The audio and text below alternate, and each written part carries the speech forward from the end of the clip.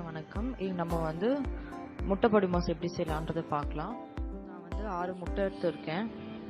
அதுக்கு அரை table spoon உப்பு சேர்த்துக்கலாம். இப்போ நல்லா அதை பீட் பண்ணி வச்சுக்கோங்க.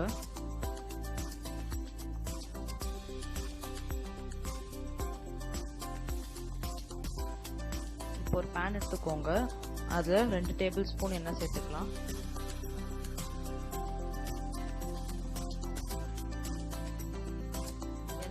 அப்புறம் நல்லா நறுக்கி வச்சிருக்க 2 வெங்காயம்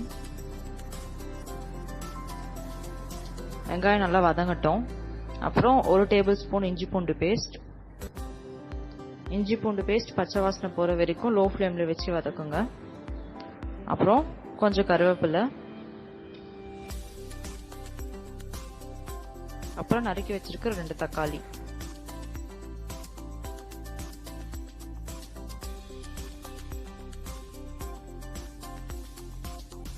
இப்போ 1/4 டேபிள் ஸ்பூன் மஞ்சள் தூள்,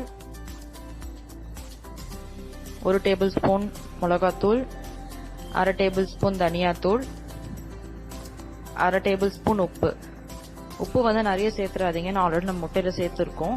இப்போ இது எல்லாமே வந்து நல்லா மிக்ஸ் ஆகி எண்ணெய் திரிஞ்சு வரணும். அது வரைக்கும் மிக்ஸ் பண்ணலாம். இப்போ 1/4 கப் அளவு வந்து தண்ணி சேர்த்துட்டு அதை நல்லா மிக்ஸ் ஆகி வரட்டும். அது வரைக்கும் விட்டுடலாம். நல்லா வதங்கிட்ட அப்புறம் நம்ம எடுத்திருக்க 6 முட்டையை வந்து ஒரு முறை நல்லா பீட் பண்ணி அதில் போட்டுக்கலாம். இப்போ லோ ஃப்ளேமில் வச்சு கண்டினியூஸாக வந்து அதை கலக்கிட்டே இருங்க. அப்போதான் வந்து பொடி மாஸ் நல்லா வரும்.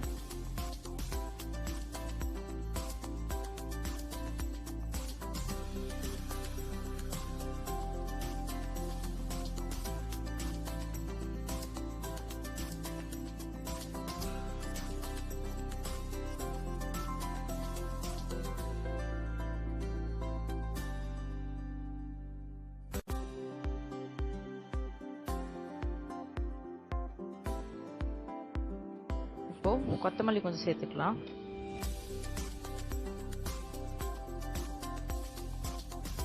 இப்போ எல்லாமே கொஞ்சம் இப்படி ஒட்டி வரும்போது நம்ம இந்த மாதிரி அதை கொஞ்சம் நல்லா இடிச்சு வச்சுக்கலாம். அப்பதான் வந்து நல்லா உதிரியா வரும் பொடி மாஸ்.